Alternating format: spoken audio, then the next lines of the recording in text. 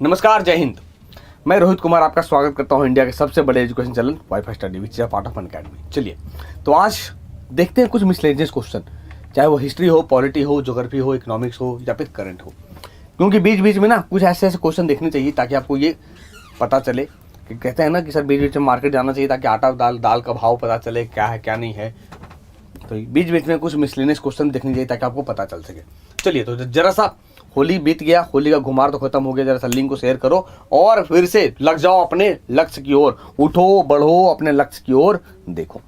तो आज देखते हैं कैसा कैसा क्वेश्चन है, उम्मीद करेंगे कि आपसे क्वेश्चन गलती ना हो। और अनअकैडमी पे जो मेरे कोर्सेज चल रहे हैं बच्चों, मैं फिर से आपको जानकारी दे दूं कौन सा कोर्स है। तो रेलवे का चल ही रहा है, एसएससी, सीएचएसएल और सीजीएल ये कंप्लीट खत्म हो गया। अब एसएससी फ्यूचर में जो सीजीएल सीएचएसएल आएगा वो फुल कोर्स लेकर आने वाले हैं। और रेलवे चल रहा है डीआरडीओ, ये मेजर है भैया, क्योंकि अप्रैल मिड में पेपर हो जाएगा, मैं फिर से आपको बता दे रहा हूं। तो गलती मत करना, इस बार चूकना मत, आग लगा दो। प्री मेंस छोटा सा एग्जाम है, मेन नेगेटिव नहीं है। इंग्लिश का जो फेयर कहते हैं ना, फियर, डर, वो भी नहीं है डीआरडीओ में। ठीक है, तो आज ही ज्वाइन करें। कहाँ? वाईफाई चैम्प टीम के साथ get 10% off all Unacademy subscription. चलिए तो देखते हैं क्या है मिक्स क्वेश्चंस के साथ। और ये हमारा टेलीग्राम चैनल है जहां आप ऐड होकर अपनी परेशानी को बता सकते हो। यहां पर पीडीएफ मिलेंगे, सारे सॉल्यूशन मिलेंगे। ठीक है, चलिए पहला क्वेश्चन कहता है, देखिए, who passed the Indian university act, भारतीय विश्वविद्यालय अधिनियम किसने पारित किया? Lord Lytton, Lord Curzon, Lord Minto या लॉर्ड रिपन? बताइए क्या होगा। क्वेश्चन पढ़िएगा, अच्छे से समझिएगा।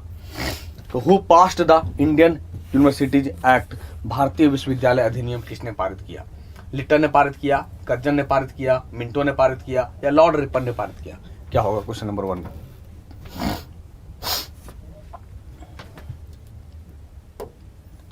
क्या होगा? Lord Curzon. यानी भारतीय विश्वविद्यालय अधिनियम किसके द्वारा पारित किया गया था? लॉर्ड कर्जन के द्वारा पारित किया गया था। रिपन के समय पहली बार आपको याद होगा कि 1881 में जो सेंसस हुआ था, जनगणना हुआ था, वो पहली जनगणना जो वहां से शुरुआत हो गया बच्चों, दशकीय जनगणना। दशकीय यानी प्रत्येक 10 वर्षों में जनगणना की शुरुआत मानी गई वहीं से। ठीक है, गॉट इट? क्लियर है? यहां तक समझ में आ रहा है ना कि क्वेश्चन कहां आ रहा है? तो भारतीय विश्वविद्यालय अधिनियम की बात करेंगे। लॉर्ड कर्जन के समय 1905 में बंगाल का विभाजन हुआ था, पार्टीशन ऑफ बंगाल, और 1906 में विश्वविद्यालय अधिनियम आया था। तो सर कर्जन के समय कई सारी चीजें देखने को मिली। रेलवे बोर्ड का स्थापना होता है, बंगाल का विभाजन होता है, भारतीय विश्वविद्यालय अधिनियम होता है। ठीक है, चलिए देखिए नेक्स्ट। अब ये देखिए सर, ये वायसराय थे साहब, ये वायसराय थे, देख लीजिए गौर से। इसी ने बंगाल का पार्टीशन किया था, इसी साहब ने बंगाल का पार्टीशन किया था। तो Lord Curzon was the first viceroy to appoint a commission on university education. Lord Curzon university शिक्षा पर कमीशन नियुक्त करने वाले पहले वायसराय थे। मजा आ गया। बीच बीच में ऐसे ऐसे इमेज देखने को मिलता है जो थोड़ा सा आपको भी अच्छा लगता होगा, नहीं कि क्या रोहित सर ने कैसा कैसा इमेज दिखा दिया। तो मजा आ रहा है ना? जरा सेशन को लाइक कर दो, मजा आ रहा है। तो ये थे साहब जिसने बंगाल का पार्टीशन किया, यानी कहते हैं ना, गौर से देखिए इसे, इसने बंगाल का पार्टीशन किया था और फूट डालो राज करो की नीति को बढ़ावा दिया। ठीक है, चलिए नेक्स्ट की बात करें। तो 27 जनवरी 1902 को उन्होंने ब्रिटिश भारत में स्थापित विश्वविद्यालयों की स्थितियों को जांच करने और उनके संविधान और कामकाज में सुधारों पर प्रस्तावों को विचार करने के लिए, रिपोर्ट करने के लिए सर थॉमस रायले के अंतर्गत भारतीय विश्वविद्यालय आयोग नियुक्त किया। ठीक है, चलिए जैसा कि मैंने कहा था आज मिक्स क्वेश्चन देखने को मिलेंगे। बच्चों बताओ जरा जल्दी जवाब दो। कहता है oology is the branch of science dealing with the study of. Oology विज्ञान की कौन सी शाखा है जो डैश के अध्ययन से संबंधित है?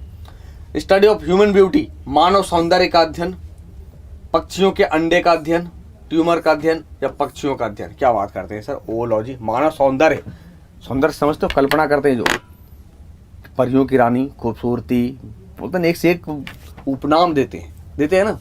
तो बताओ क्या होगा, मानव सौंदर्य का अध्ययन, पक्षियों के अंडे का अध्ययन, ट्यूमर का अध्ययन या पक्षियों का अध्ययन? क्या होगा? क्या होगा बच्चों? पक्षियों के अंडे का अध्ययन, यानी ओलॉजी विज्ञान की वह शाखा है जो पक्षियों के अंडे का अध्ययन करती है। मानव सौंदर्य का अध्ययन नहीं, वो कैलोलॉजी है। तो आइए मैं आपको बता ही दूं ना, चारों अध्ययन क्या है। ये चारों किसका अध्ययन है ये बता ही दें, समझ ही लें। चलिए देखिए, कहते हैं सर ओलॉजी ऑर्निथोलॉजी की एक शाखा है। ऑर्निथोलॉजी की एक शाखा है, अब समझना। ऑर्निथोलॉजी क्या है? पक्षियों का अध्ययन है। ऑर्निथोलॉजी पक्षियों का अध्ययन है, जबकि ओओलॉजी ऑर्निथोलॉजी की एक शाखा है जो पक्षी अंडे, घोंसले और प्रजनन व्यवहार का अध्ययन करती है। जो प्रजनन व्यवहार का, ब्रीडिंग बिहेवियर का अध्ययन करती है। याद रहेगा ओ, अरे याद रहो ना, ओ अंडे की तरह दिखता है ना, अंडे की तरह दिखता है, सिंपल सा है। देखिए ओंकोलॉजी की बात करेंगे, ट्यूमर का अध्ययन या कहें कैंसर का अध्ययन। कैंसर का अध्ययन कहें या ट्यूमर का अध्ययन कहें, ओंकोलॉजी है। कैलोलॉजी की बात करेंगे, मानव सौंदर्य का अध्ययन कैलोलॉजी कहता है। कैलोलॉजी क्या हो गया बच्चों? मानव सौंदर्य, मानव सुंदरता का अध्ययन कैलोलॉजी कहलाता है। चलिए, which of the following is not an inner planet? निम्न में से कौन एक आंतरिक ग्रह नहीं है? मरकरी, शनि, शुक्र या अर्थ? क्वेश्चन नंबर 3 क्या होगा? क्वेश्चन नंबर 3, जल्दी क्विक। बच्चों कैसा लग रहा है सेशन, जरा कमेंट बॉक्स में बताना। मजा आ रहा है? कुछ नए क्वेश्चन देखने को मिल रहे हैं? बता दो यार, थोड़ा सा हमें भी अच्छा लगेगा। लाइक कर दो सेशन को। तो पता है कुछ बच्चे सोचते हैं सर लाइक और से मतलब कमेंट से क्या होता है, मतलब मुझे भी पॉजिटिव एनर्जी चाहिए यार, मुझे भी कुछ नया सोचने के लिए चाहिए। तो ये कहाँ से मिलेगा? आपके वैल्यूएबल कमेंट से, आपके लाइक से। तो आंतरिक ग्रह नहीं है, नहीं है तो आसानी से बन जाता। नहीं की बात करता है ना, देखो नहीं है तो शनि है, आंतरिक ग्रह नहीं है। जबकि बुध, शुक्र, पृथ्वी आंतरिक ग्रह हैं। तो सर एक आउटर प्लैनेट और इनर प्लैनेट, यही तो है रेशियो। 8 प्लैनेट है, मरकरी, वीनस, अर्थ और मार्स, ये इनर प्लैनेट है। आउटर प्लैनेट की बात करें तो जुपिटर, सैटर्न, यूरेनस और नेपच्यून, ये आउटर प्लैनेट है। अब क्वेश्चन का which of the following is not an inner planet? अब क्या होगा? सैटर्न इनर प्लैनेट नहीं है। क्लियर है? क्यों कहते हैं ऐसा? क्योंकि मार्स और जुपिटर के बीच क्षुद्र ग्रह एस्ट्रॉयड वो चक्कर लगाता है सूर्य के चारों ओर, जो क्या ये डस्ट पार्टिकल, पत्थर के छोटे छोटे टुकड़े। इस आधार पे कहते हैं आंतरिक ग्रह। देखो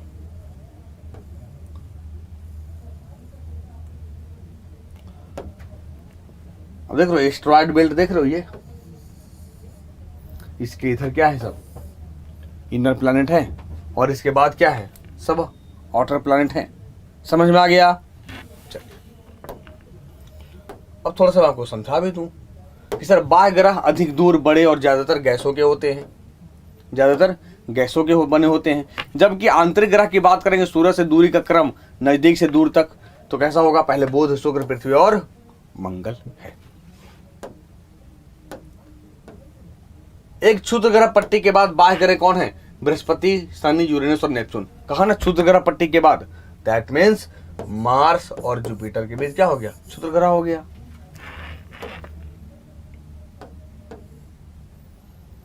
चलिए, कहता है who among the following first translated the Bhagavad Gita into English? निम्नलिखित में से किसने पहली बार भगवत गीता का अंग्रेजी में अनुवाद किया? पहली बार भगवत गीता का अंग्रेजी में अनुवाद किया। Charles Wilkins, Alexander Cunningham, William Jones या जेम्स प्रिंसेप, क्या होगा? क्वेश्चन नंबर 4, किसने पहली बार भगवत गीता का अंग्रेजी में अनुवाद किया? Charles Wilkins, Alexander Cunningham, William Jones, James Prinsep.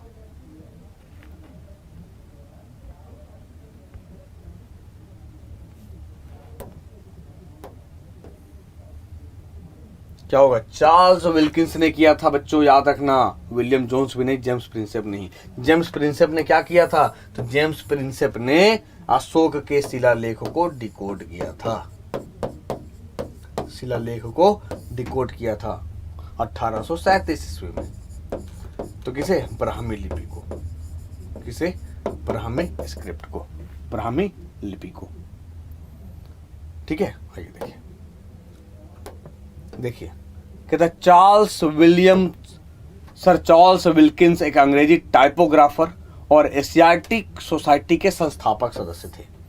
Asiatic society के संस्थापक सदस्य थे। ठीक है, वे भगवत गीता के पहले अनुवादक जो अंग्रेजी में कृष्ण और अर्जुन के संवाद 1785 में किया गया के रूप में उल्लेखनीय है। चलिए question number 5, the constitution of India does not contain any provision for the impeachment of. भारतीय संविधान में डैश के महाभियोग के लिए कोई प्रावधान नहीं है। राष्ट्रपति, राज्य के राज्यपाल, उच्च न्यायालय के न्यायाधीश या भारत के कैग। क्या होगा कि भारतीय संविधान में किस पर महाभियोग के लिए कोई प्रावधान नहीं है? क्या हो सकता है? तो क्या होगा? सर राज्य के राज्यपाल की बात करता है ये, यानी महाभियोग किस पर लगता है बच्चों? तो राष्ट्रपति हो गया, जस्टिस ऑफ हाई कोर्ट उच्च न्यायालय के न्यायाधीश, सुप्रीम कोर्ट जज हो गया, कैग हो गया। तो सर राज्यपाल पर क्या होता है? राज्यपाल समझिएगा कि राज्यपाल अपॉइंट होते हैं, राष्ट्रपति अपॉइंट करता है, नियुक्त करता है भारत सरकार के सलाह मशवरा पर, और ये रहमो करम पे हैं राष्ट्रपति के प्रसाद पर्यंत हैं। तो राष्ट्रपति जब चाहेंगे इसे गद्दी से हटा देंगे, निकाल देंगे। Got it? याद रहेगा। तो राज्यपाल पर महाभियोग नहीं लगता है। राज्यपाल एक राज्य में मुख्य कार्यकारी पदाधिकारी है। आपको पता है कि राज्य का जो मुखिया है वो सीएम है, रियल चीफ। जबकि चीफ की बात करेंगे तो कौन है? गवर्नर। जैसे राष्ट्रपति देश का एग्जीक्यूटिव है, लेकिन रियल एग्जीक्यूटिव कौन है? प्रधानमंत्री है। उन्हें प्रधानमंत्री की सलाह पर या मंत्रिमंडल की सलाह पर राष्ट्रपति द्वारा नियुक्त किया जाता है। तो जब ऐसा होगा तो राज्यपाल को 5 साल की अवधि के लिए नियुक्त किया जाता है। हमेशा समझना, उनसे 155 कहता है, लेकिन राष्ट्रपति के प्रसाद पर्यंत पद पर बना रहता है। राष्ट्रपति चाहेंगे 5 साल के पहले भी हटा सकते हैं, 5 साल के बाद भी हटा सकते हैं, ट्रांसफर भी कर सकते हैं। दूसरे राष्ट्रपति द्वारा उसकी अवधि समाप्त होने से पहले हटा दिया जा सकता है या वह इस्तीफा भी दे सकता है। क्लियर? देखिए, the last British ampere of India was, Bharat के अंतिम ब्रिटिश सम्राट थे किंग जॉर्ज 4, 3, 5 या 6। सोचिए कितने डेप्थ क्वेश्चन है, कितने डेप्थ क्वेश्चन है ये कि the last British ampere of India, Bharat के अंतिम ब्रिटिश सम्राट कौन थे? जॉर्ज 4, 3, 5 या 6। क्या हो सकता है?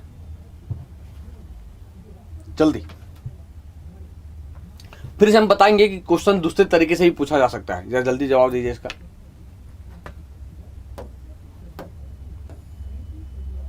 देखिए, इसे हम दूसरे तरीके से भी पूछ सकते हैं। जॉर्ज 6 है बच्चों।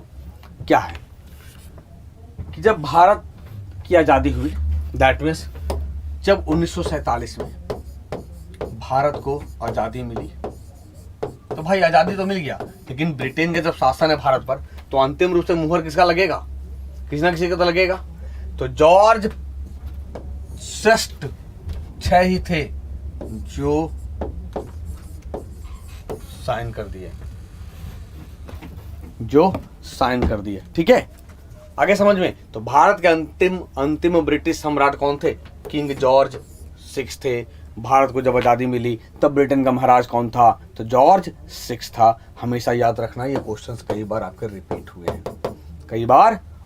हुए हैं, देखिए यही साहब था,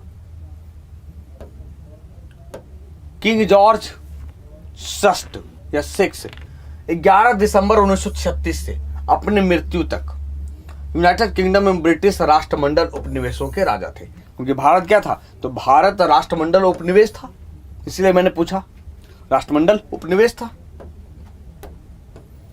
अब जॉर्ज पंचम और क्वीन मैरी के दूसरे पुत्र थे। और आपको पता होगा कि यही जॉर्ज पंचम और क्वीन मैरी 1911 में दिल्ली दरबार में आया था, जब बंगाल का विभाजन रद्द हुआ था, कैंसिल हुआ था। बंगाल से कलकत्ता से राजधानी दिल्ली ट्रांसफर हुआ था।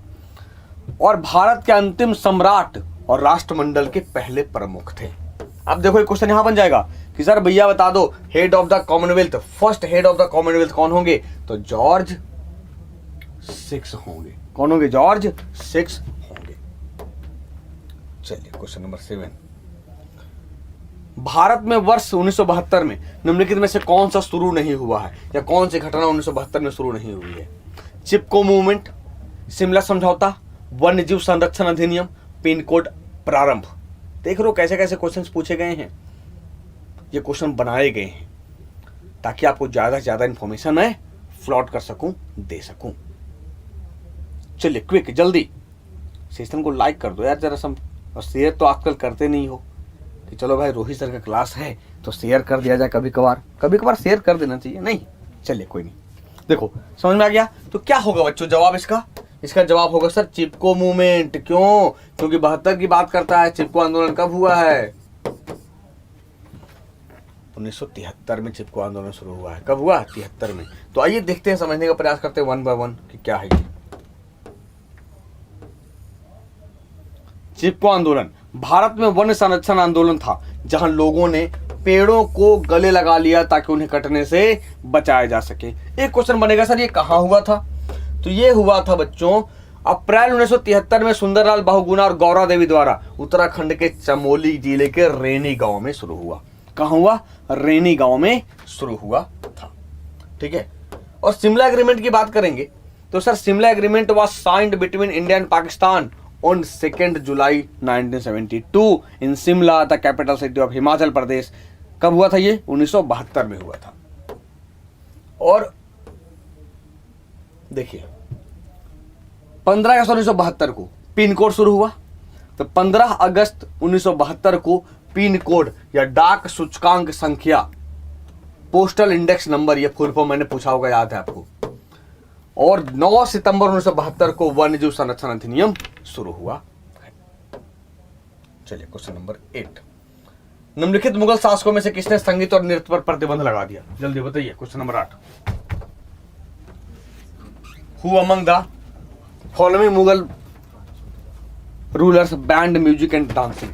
अब सोचिए विडंबना देखिए कि जिस साहब को संगीत में रुचि थी, जो वीणा बजाता था, और पता नहीं इसने क्या किया, अपने दरबार में संगीत और नृत्य पर प्रतिबंध लगा दिया। मतलब हम करेंगे लेकिन दरबार में हमारा नहीं होगा। तो इसने औरंगजेब ने क्या किया, वीणा पर प्रतिबंध लगा दिया, म्यूजिक पर प्रतिबंध लगा दिया। गॉट इट, समझ में आ गया।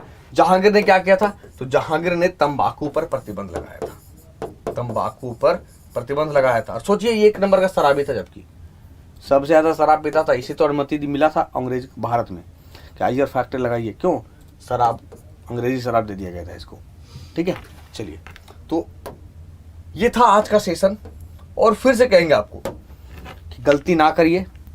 जो गलती बच्चों ने करा है सीजीएल में, आपके लिए एक अच्छा अवसर है आने वाले समय में डीआरडीओ के लिए, क्योंकि अभी देखो नज़दीक डीआरडीओ का पेपर है, रेलवे भी होना है।